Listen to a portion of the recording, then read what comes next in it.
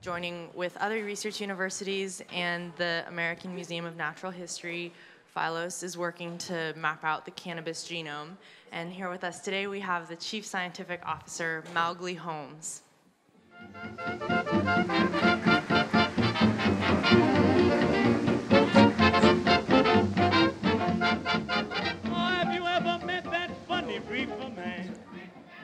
I know you guys all are kind of hoping that I'm going to talk about weed, but I'm actually just going to talk about corn.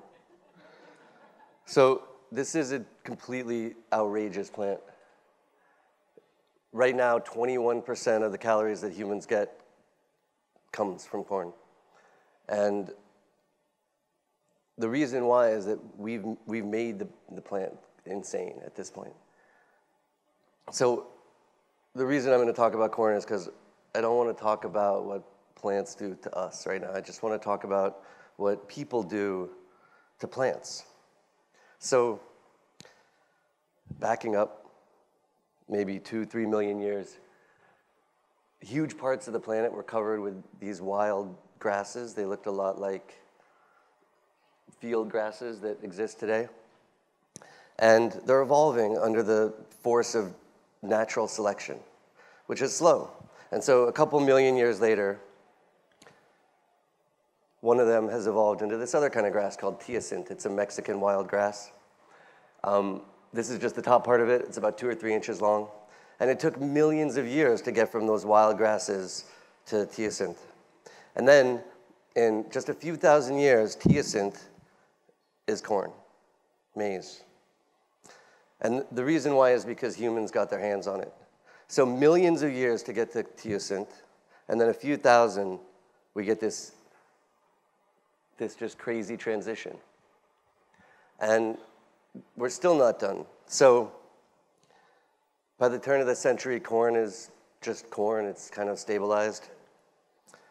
But then something else happens, and in about half a century, corn yields go up 8-fold, from 20 bushels an acre to about 160. And this is just another phase of humans forming this plant into what they want it to be. So what's happening here? This is a handy chart to explain what people do to plants. So for the first million to 10,000 years ago, roughly this first million years here, plants are evolving under natural selection. And they're changing over time. Evolution is just change over time. They're changing, but they're changing really slow. And then about 10,000 years ago, the dawn of agriculture, humans get their hands on things, and they start changing it. So now we're in a new phase, and natural selection isn't really working on these plants anymore, but artificial selection is. And it's just artificial in the sense that humans are controlling it. Humans are driving the evolutionary process. And for most crop plants, this happens in 3 phases. So the first phase is mass selection. Right after humans domesticated plants, they would grow them in fields near where they lived. They would every year collect seed and save it for planting for the next year. And eventually they learned to sort of pay attention to what seeds they were picking and which plants they wanted to plant for the next year. And just that little nudge turned teosinte into corn in a few thousand years. And then the phase this century, where corn yields skyrocketed, people start doing controlled breeding. And now it's called classical breeding, but all it means is that instead of just letting plants pollinate wildly and paying some attention to what seed you save, that people are doing controlled crosses. They're planting all the offspring, they're picking the offspring that they like, and then they're doing more controlled crosses. And suddenly the process of evolution just ratchets up. It's moving even faster. And then just in the last couple decades, we figured out a new way to do it. And it's called marker-assisted breeding or marker-assisted selection. And it's still classical breeding. You're still just making crosses. But now we have this flood of genomic data. And using that data, we can drive the classical breeding process even faster. Because now we know what individual genes do. and we can sequence the DNA from the progeny of our crosses, and we can see which ones have the DNA markers we want, and we can combine them together. And you can get something like a 5-fold increase in the speed of evolutionary change. And you can also stack traits together in ways that you could never do before. Now, this is driven by genomics, but it has nothing to do with genetic modification. GMO foods are using human engineering to take bits of DNA and edit a plant and actually change it directly right there. All this does is instead of using the sort of human engineering process where you specify everything, it just harnesses the natural evolutionary process and drives it forward really, really fast. So all of this directed evolution it's still the natural process, right, of change over time. Things reproduce, and then there's some selection applied, and then they reproduce again. But it's just so fast. It makes me think, you know how kids have those little wind-up toys, right? And you wind up the spring, and then you let it go, and the spring pushes it forward, and it just toddles along. But sometimes you see a kid like grab the little white wheel, right, and then drive it forward as fast as he can, and the legs are flapping wildly. So this is what it's like. We're taking the natural process of evolution, and we're forcing it forward at this unnatural rate, but it's still the same process. So here's another example. Just before I don't want you to think that it's a linear process that just takes something and changes it in one direction. So these guys, cabbage, Brussels sprouts, kohlrabi, cauliflower, broccoli, every single one of them evolved from a wild mustard plant called Brassica oleracea. And not only did they evolve from this wild mustard, but actually they're all still the same species. They're not even different enough that under the hood the DNA looks very different. These are all considered cultivars of Brassica. So evolution can not only drive crazy change and turn plants into something totally different, but it can also create amazing diversity. All right, so here's the weed part. You guys are properly prepared now. So 10,000 years ago, at the dawn of agriculture, humans actually only domesticated a few plants. There were not that many that recommended themselves. I don't know why teosint recommended itself, but it had just enough to appeal to humans and to be amenable to evolutionary change that humans could control. But right away, cannabis was domesticated. And humans brought it with them everywhere. They brought it to every single corner of the planet as they traveled. And during that time, this was the mass selection time, right? So humans are just collecting seed, and they're saving it, and they're replanting it. And the plant diversifies in all these different regions into different kinds of cannabis. In a lot of places, it's considered hemp, but it's just cannabis. And it does a lot of different things.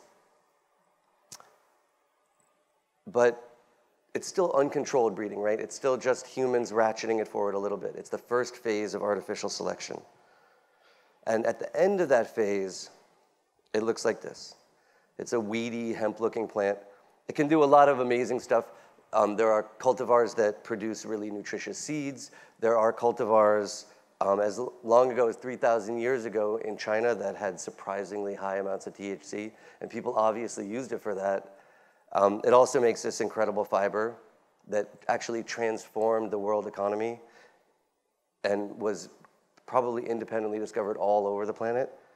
In fact, I just found out that in the 1500s and 1600s, sailors would always travel with hemp seeds. So that I guess the idea was that if they were stranded on a desert island, they could regrow their sails and not be stuck there forever. I have no idea how long that takes. So that hemp plant is right here, right? We're right at the end of this long period of thousands of years of humans first domesticating a plant species. And then the plant, which is spread all over the world, just like humans, all of those different varieties come back together in this sort of genetic Brazil on the west coast of the United States. And they're all interbred. And now people are doing controlled breeding They're doing controlled crosses. They're making careful selections from the progeny they want. It's quite different than big seed companies breeding corn. You know, it's this crowdsourced, distributed, it's a sharing economy. People are trading clones around. But it's the same process, and it's humans driving evolution forward in the way that they can when they're doing controlled crosses. And so suddenly, you go from this, in just a few decades, to this, and this, and this. And the plant is just becoming insane and outrageous. It's being pushed into this part of the evolutionary landscape that it never would have on its own. And so now we're right here. And what's happening to every other crop is that people are building up huge, huge databases of genetic sequence, and they're figuring out what genetic markers are linked to what traits, which ones are linked to yield, and which ones are linked to pest resistance, and which ones are linked to metabolic processes that produce the crazy chemicals that plants like this produce. And once you do that, you can really make outrageous plants. But to do that, you need a huge trove of genetic sequence data. So I'm going to shift gears here for a second and talk about the project that we're doing with the museum. It's called the Cannabis Evolution Project. So in order to do this, you need to go back and look at all of this. You need to figure out the evolutionary history. And above all, you need to get DNA samples of thousands and thousands of different varieties, new ones, new hybrids, old ones. And in our case, we needed to figure out how to get all that sequence data and then make some kind of data visualization that people can relate to.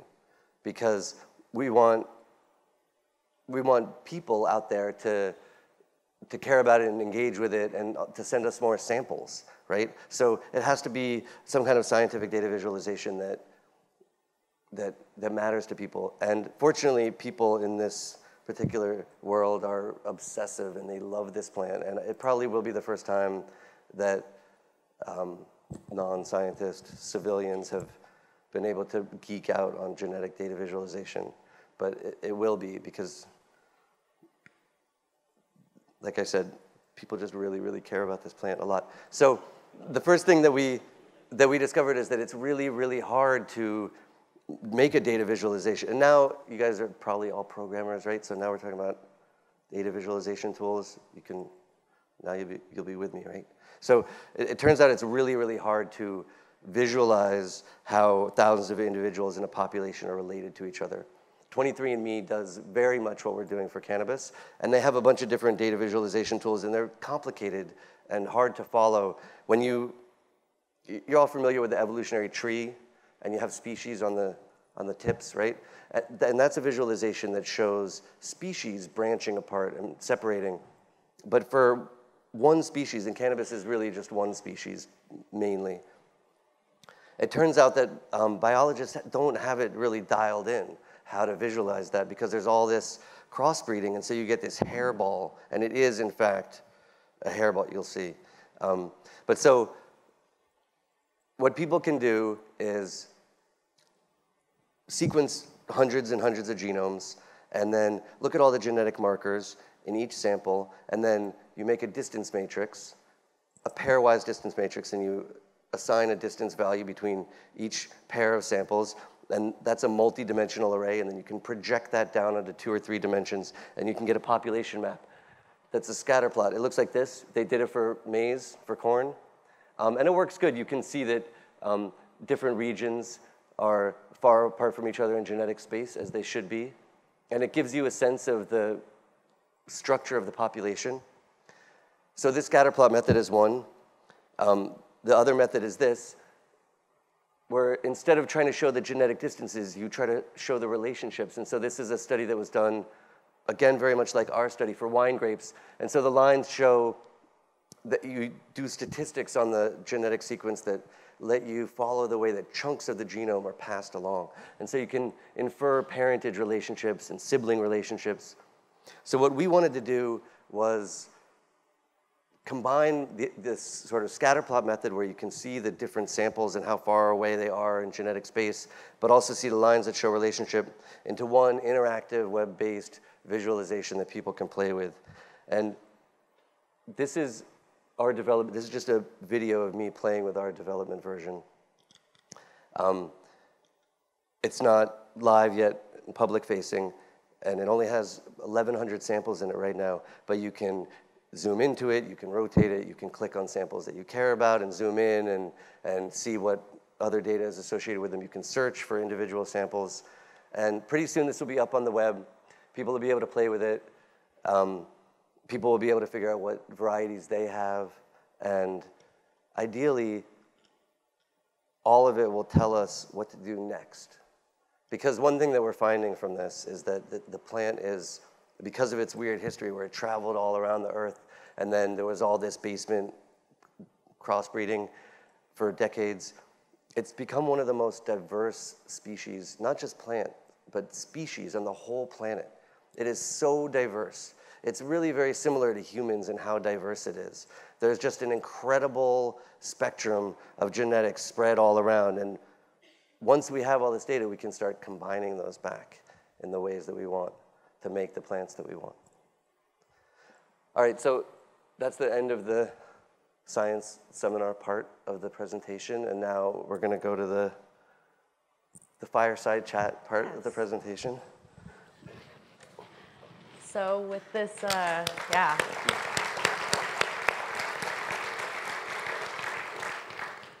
with such an increase of data, I imagine the projections only get a little more accurate every time.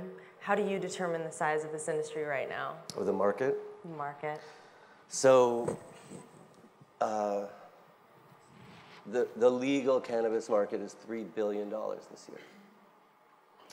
Everybody's pretty much in agreement that by 2020 it'll be a $40 billion market. That makes it the third largest agricultural industry, right behind corn and soybeans. And with that in mind, do you see bigger corporations and big pharmaceutical wanting to get involved much sooner than later? Yeah. So there's sort of this magic period right now where people are doing all this stuff like this. And we're not competing with Genentech and Pfizer and Merck and Syngenta and Monsanto. We've probably got 2 years left of that. Yeah. So in that magical window, or beyond that, as we get to a point where we can maybe customize this plant to have specific medical capacities, what sort of influence would these powerful medicines have on the market?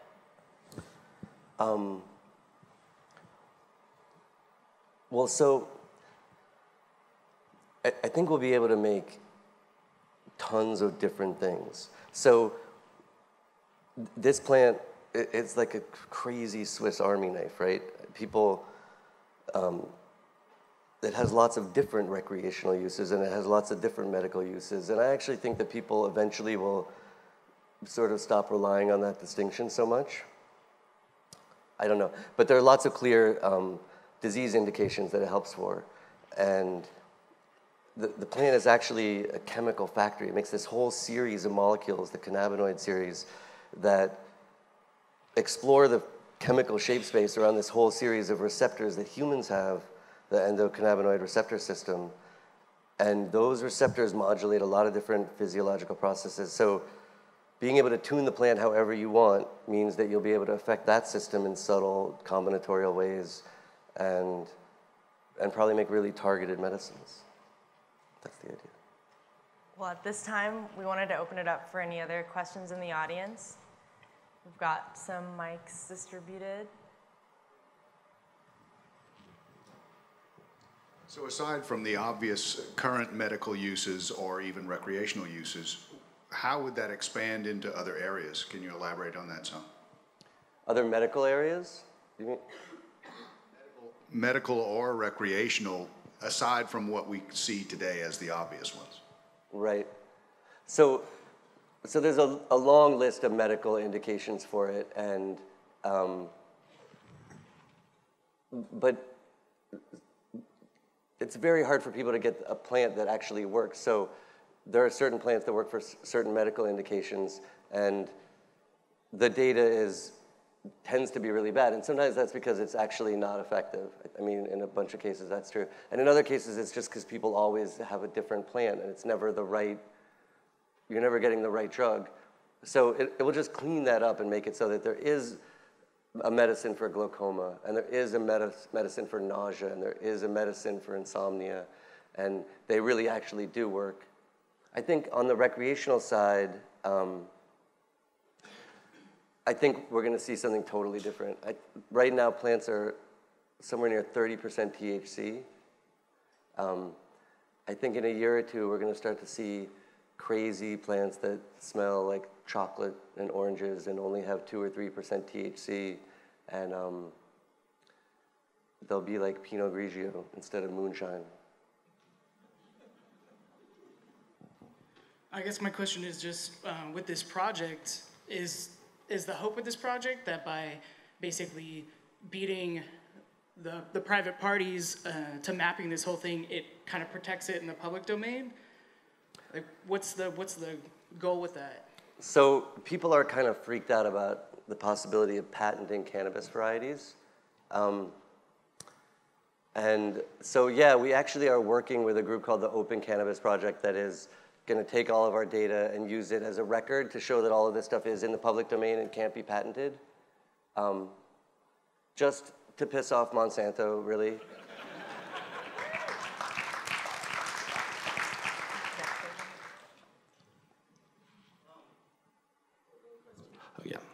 When we think about marijuana or just the general public, people think about the ones with high-level THC. What about things with CBD? Is that getting enough attention? Almost nobody knows what CBD is, and I think there's a lot of uses that are completely have different properties than THC, and does it show promise or does it need more attention? Right. Well, so in our world, everybody talks about CBD all day long. So it is getting a lot of attention. For those of you who don't know about it, the real reason why cannabis legalization is exploding now is because, well, one of the big drivers was the fact that it suddenly became clear that it's really an incredible medicine for childhood epilepsy. And it's kind of the only thing that works. And the reason for that is this chemical called CBD. So it is getting a lot of attention. And in fact, a lot of states have made CBD-only legalization laws. So yeah, I think that would be a huge deal and much more widely known. There are other medicinal compounds in there as well. CBDV and THCV that we're just learning about right now.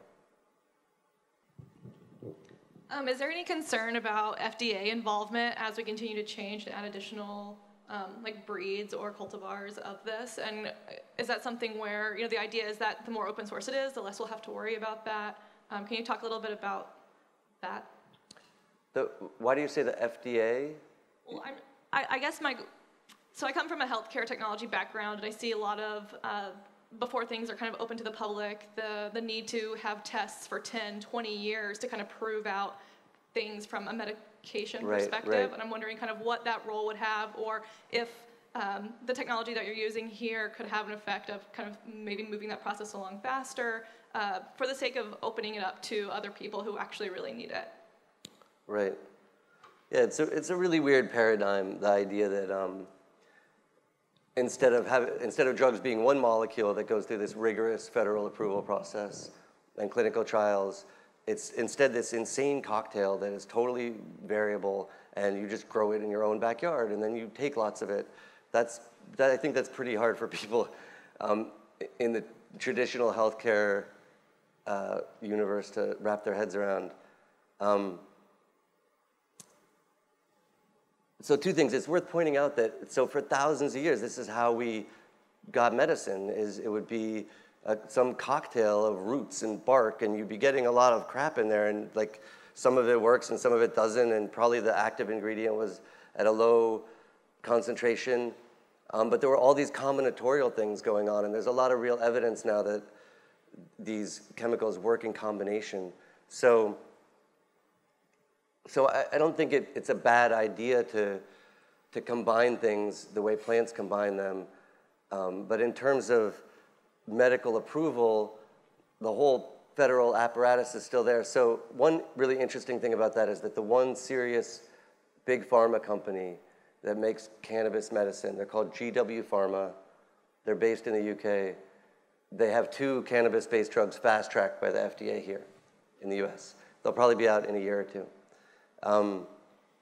They don't use synthetic cannabinoids. They're actually using whole plant extracts. And they've just figured out how to standardize it and make it really clean and pure and above all standard, but it's still this whole plant cocktail. And so 2 things could happen, right? The government could decide, well, now that we have that in a pill form that's approved, all of this growing plants in your backyard and smoking them stuff has to go away.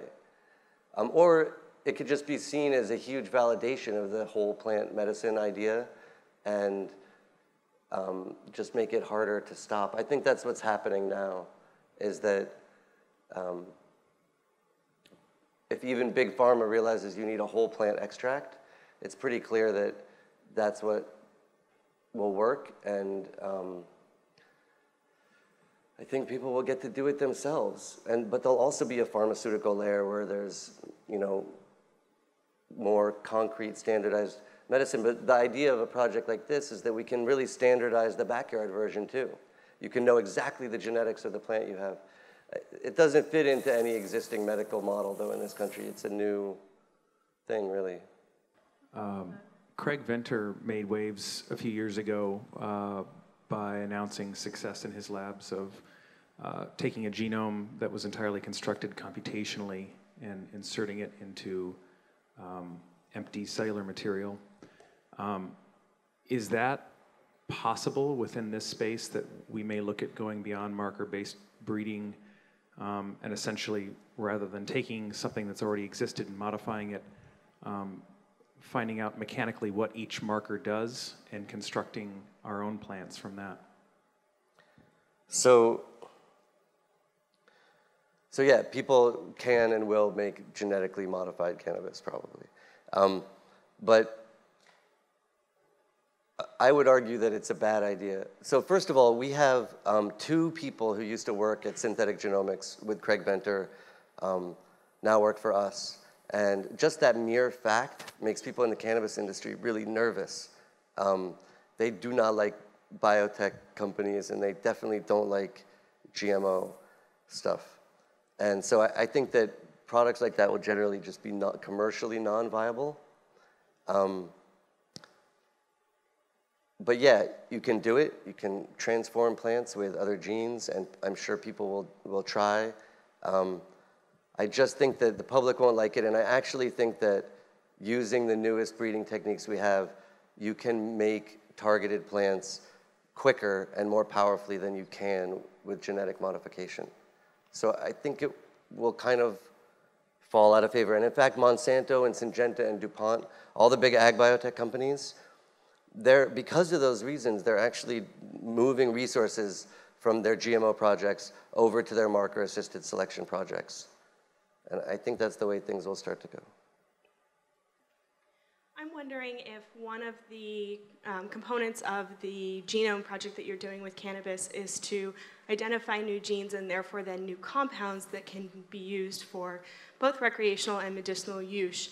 And then having that in the future, I would expect open up new avenues for industry.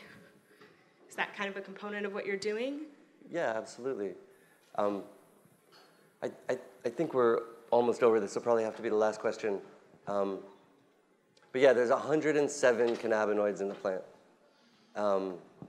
And we have an incredible set of data tools that let you compare genomes, and they're kind of like metabolism browsers. And you can compare metabolic pathways across lots of different plant species and lots of different plant varieties, and track down the genes that make all of those different compounds.